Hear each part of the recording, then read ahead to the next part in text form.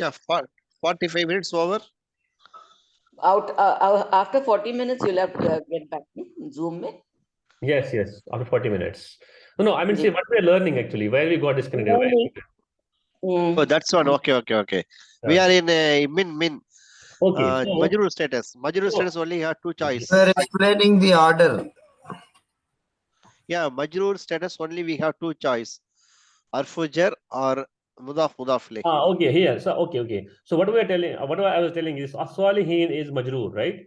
Now, when by default a word ism is marfu, right? By default, it becomes majroor or mansoob when something comes before it. We know that. Suppose in case of harf jar, majroor, if a word is in majroor status, either there'll be harf jar before it. If that is not the case, then there'll be mudaf before it. If that is not the case, then it must be sifa of the previous word, which is majroor. Understood? So let me write here the note for you for this note. So by default, I'm writing this again and again so that it will go into your head properly. If you recall your previous notes, I had written it everywhere, but I want to write it again. I want you to get it like you should memorize it like anything. By default, ism is in marfu status. Okay, it becomes majroor or mansoob when something comes before it which change its status, right? So in case of majroor,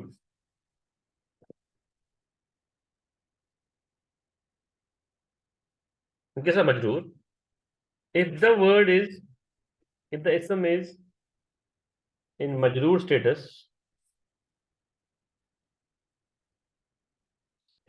then there must be these following reasons. Okay. Number one, what? There must be a harf jar before it. Okay. Number second, if that is not the case, or I can say there must be a mudaf before it, because mudaf ilayh has to be majroor, right? There must be mudaf it, okay, right? Or you can say, or it is a mudaf ilayh. Both are same, right? Third, or it is a sifa of some mawsoof, correct? Which is also in majroor status. Understood so far? Okay, this is a rule. Now, min ibadi. From here you can say from my servant. This is mudaf alayh combination. From that you can understood it. Now, there is haulai, there is as-salihin. Now, haulai is ismul ishara. And then there is a word having al on it. That means this is musharun ilay. Because any word having al on it and followed by ismul ishara is a musharun ilay. Now, this musharun ilay is in majroor status, in a sound, majroor status. The question is, why it is in majroor status? Is there any harf jar immediately before it? Harf jar has to be immediately before it. It should not be somewhere else. It has to be immediately before it. Now, is there any harf jar before it? No. Is it a mudaf ilay? That means the word before it should be mudaf. But haulai is not a mudaf. It is a ismul ishara, right? It's not a mudaf. That means, and mudaf has to be immediately before it, because mudaf ilay is a single unit. Nothing comes in between mudaf and mudaf ilay. So haulai is ismul ishara. It is not a mudaf. Now the third option, it must be sifa then. Now why is it sifa of some mawsoof which must be also in the same status? And sifa can be also somewhere, mawsuf can be somewhere else also, because sifa and mawsuf can be separated. So you go back the sentence, search its sifa, mawsuf, because it's a sifa, right? So where it is, go back. This is not, this is a ism ishara, go back. This is mudaf mudaf ilay, and ibad is majroor. Why? Because min has come before it. So this is majroor, that's why this is majroor. Now then you can check all other properties of ism, whether it is matching other property to make it complete sifa mawsuf. So this is proper, ibad is proper. Ibad is proper because it is mudaf ilay is proper. Attached pronouns are proper, so that makes mudaf also proper, right? And then this is plural, ibad is a plural, servants, right? And this is ibad is masculine, this is also masculine. Ina, una sound, like, una, ina sound are all masculine, normal, masculine words, correct? So then you can understand this, and this must be sifa mawsuf combination. So this is mawsuf and this sifa. And when you translate this, you'll start from ism ishara. You say these righteous. So you say from, first of all, from these righteous servants of mine. Understood? So that's how you had to analyze an Arabic sentence. First, whether it is ism. Second, what is the property? Why it is that property? Why it is marfu? Why it is majroor? Why it is mansoob? Right? Is it mudaf mudaf combination? Is it sifa mawsuf combination? So that is when you have all the rules in your mind, whatever you have studied so far, then only you can apply it and get through. Okay, then we were discussing, I think this example you understood. وَمَا تِلْكَ بِيَمِينِكَ يَا مُوسَى. Was it everybody, was it understandable for everybody, or there is some question on this?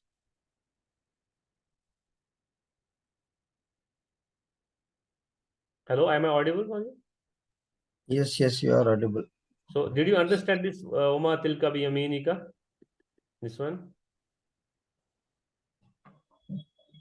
Yes, yesterday more focus on tilka and the yaminika. Yeah, so in Arabic, I was telling you, whenever you ask sentence, you say, what is that? For example, you ask somebody, what is that in your pocket? So what means ma, okay, and then that is ismul ishara, right? And in your pocket, okay. So you will always say wama, ma here, and that, and then pocket, right? So in this case, you are telling, what is that in your right hand? Let's take the example of this. What is that in your right hand? Now, when you ask question, what is that in your right hand? Obviously, most of the times by default, you will not know the answer, right? So in there's Arabic language, a rule. Whenever you ask question like this, when you say, what is that in your right hand? What is that in your pocket? Or what is that in your, room, whatever. That here, you will always use the masculine version of that. You will say zalika. You will never use tilka. Unless and until you know the answer, and that answer is having feminine characteristics, then you will use tilka here. But when you use tilka here, then you know the person who answers your question understands that you know the answer, because you specifically point out, like, the gender of that thing about which you are asking. So you will always use by default zalika whenever you ask question like this, because most of the times you don't know the answer. And whatever be the answer, even if the answer is having masculinity, gender, or feminine gender, you still use zalika. But when you know exactly a thing in your hand, and that is feminine in gender, then obviously you use tilka. Correct? And when Allah subhanahu wa ta'ala asked this question to Musa, he said, وَمَا تِلْكَ بِيَمِينِكَ يَا Musa. O Musa, what is that in your right hand, O Musa? Now Allah subhanahu wa ta'ala used tilka. So what does it refer? Allah only knew what is in the hand of Musa. Not only that, Allah subhanahu wa ta'ala, when he revealed us in the Quran that question, see, he when he asked question to Musa alayhi salam, he didn't ask in Arabic, right? His language was Hebrew, right? Allah subhanahu wa ta'ala might definitely would have communicated to him in his own language, right? But when Allah subhanahu wa ta'ala revealed the story to us, and he framed a question in Arabic, what he asked for Musa, Allah subhanahu wa ta'ala, you see, precisely he used tilka here. Had he used zalika, then two questions would have arisen on that verse. One is, first, if there was zalika, okay, that means when he asked Wama zalika biyaminika ya Musa, that means Allah did not know, what is in the hand of Musa. That was one question. Even if we for the sake of argument we say Allah knew, Allah is all knower, he knows what was in the hands of Musa alayhi salam, in the hand of Musa alayhi salam. If he knew, that means he didn't knew then grammar of Arabic. He used zalika because in the Musa hand of Musa alayhi salam, what was that? Asa. And asa in Arabic is feminine. Then question would have been Allah subhanahu wa ta'ala has done grammatical mistake, nauzubillah here. Right? But you see the precision, subhanallah. When he revealed us We ayah in the discussed Arabic, yes. when he revealed this ayah in Arabic to us, and the precision of words you can understand here. Okay, this itself is, this ayah itself is a proof that Quran cannot be a human being's work out. Right? Imagine a human being never will go into so nitty-gritty. I mean, how is it possible you can go to this minute level? It's impossible. You will always take care of big things. You will never go into the minute details to make sure that there will be no error. SubhanAllah. It never happens in any of the books of any author, right? So that's what actually I was discussing yesterday. So today I'll give you some few words which are quite common in Quran. So please remember those, okay? Because those words come quite frequently. One is Kazalika. You might have seen it in Quran. Kazalika. Kazalika means, if you remember, ka is harfi jar, right? Ka is harfi jar and zalika is ismul ishara, right? So it's harfi jar and pointing word. Now, what is the zalika's now status? What will become? It will become what? Marfu, majroor or mansoob? The harfi jar ka has come before zalika. What will become? Brothers, are you able to hear me? Hello? Yes, brother. Yes, brother. I So, hear you. so harfi jar ka has come before zalika. So what will be the status of zalika? Majroor. Majroor. Why you are so reluctant in answering? It's easy, right? So harfi jar ka means like. Zalika means that. So it means like that. Okay. This is also common in Quran, like that. Then you have words like ha hunna.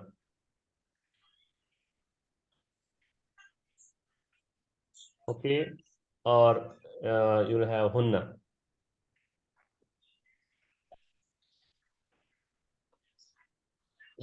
It means here. These are vocabulary words. You can just know this. These are all vocabulary. You can memorize this. Hunna, hunaka. Then you have hunaka. Hunaka means there. Okay. Then you have hakaza.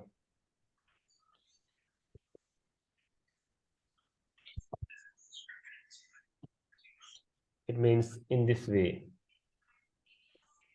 In this way. Okay. Then you have samma.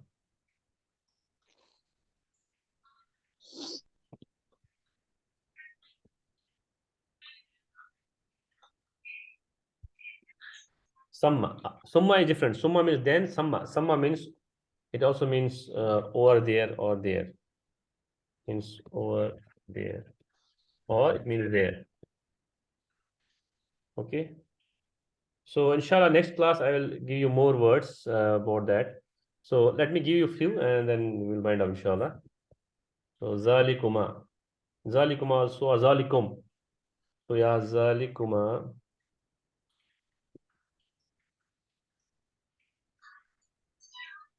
Zalikuma, it means that. Though it is like, it is, you feel like it's a dual, like Muslima, but it is meaning is singular only. Why it is used like that? I'll show you the bulk of that. I will tell you inshallah next class. Zalikum, Zalikum khairul lakum, right? So it also means that in translation. Okay. Then we have Zalikunna, like kunna.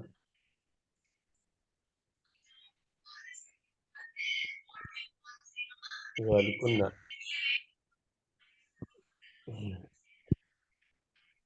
It also means that. Now, why it is like that and means that only? So, zalikum, though it is like kind of plural, antum, right? Azalikuma antuma, azalikunna antunna. So, why it is singular but pronounced as if they are plural, like antum, right? So, inshallah, I will inshallah tell you the rhetorics of that in the next class. Inshallah. Today it will be a little bit heavy for you. So, any questions so far?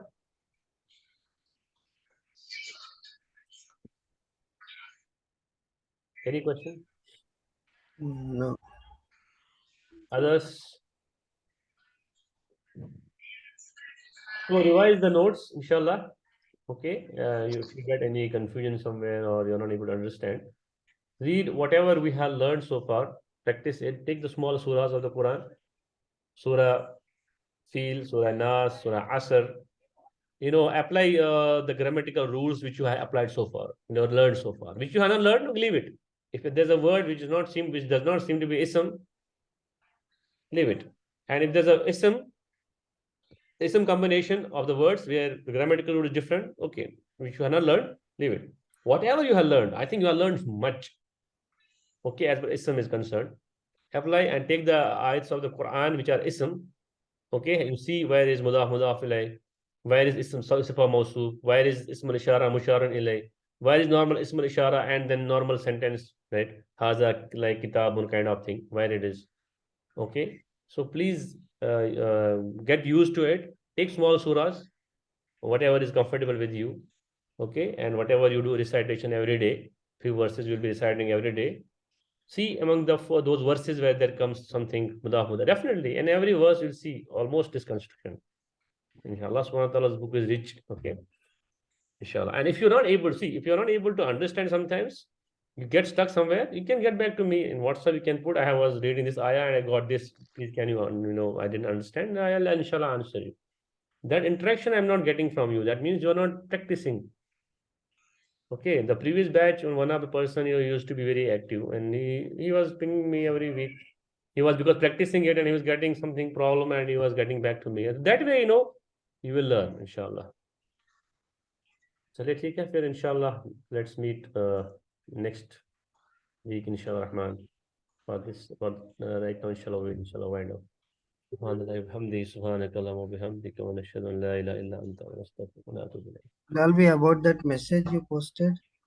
Yeah, Jazakallah khair, you reminded me, brothers. In Quran Connect, in Arabic group, I have posted one message about Curious. description of our curious hats. The curious hats, you might be knowing. This curious hats is a Dawa website which we are alhamdulillah building. Alhamdulillah, you can go through the website and see articles. There's a YouTube channel also, and the YouTube channel is English, and if you scroll down also, you'll have also another language. Kindly subscribe all the channels and please promote it in your circles. Get maximum each one of you should get at least 100 subscriptions in a month. Please get subscribers for this channel. Inshallah, you'll get reward, you'll get ajr. Actually, it's a Dawa website which is meant to promote the message of Islam among the masses. And inshallah, It will be passive dawa. yeah, passive passive dawa. dawa. And if Allah subhanahu wa ta'ala guided somebody through it, you will be also getting ajr for the work you did. If you really got subscription, you made one person to subscribe this, and some person got alhamdulillah hidayah because of this, and you will definitely get ajr. Never ever underestimate the good deeds. Even if it is Allah subhanahu wa ta'ala says what? If you have your deeds are of atomic weight, Allah will take, inshallah, and give you the ajr of that. Please kindly get the subscription and make a target. Like for example, I have made a target. Inshallah, in 1 month, I will try to get the 100 subscribers for this. Inshallah, all of you, please get the target. In 1 month, at least you should get 100 subscribers among your relatives, friends, and in the Muslim circle. Kindly do it, inshallah Rahman. Because it helps. Posted here also. And we get more subscriptions for subscribers for the YouTube channels. The YouTube, actually what happens, there is an algorithm behind. So if you have a maximum more than 10,000 subscribers for a channel, your whatever you content you post, the YouTube actually puts it in the top trends, top search. Otherwise, you will have best content, but you will have less subscribers. Your channel is down, so nobody is going to see it. So please make it number one channel, inshallah. There are many people in the group. Please also, especially people from Tamil Nadu, they have many friends who are joined through them. Kindly convince them, at least from this group, 100 subscribers. And from you, please, you should try to get, as I mentioned, 100 per month, inshallah Rahman. Make this niyyah, inshallah, and inshallah, Allah will give you ajr for this. Inshallah. Chali, inshallah. So let's find out, inshallah. Subhanallah wa hamdi, subhanaka wa bihamdi. Assalamu alaikum wa rahmatullahi wa barakatuh.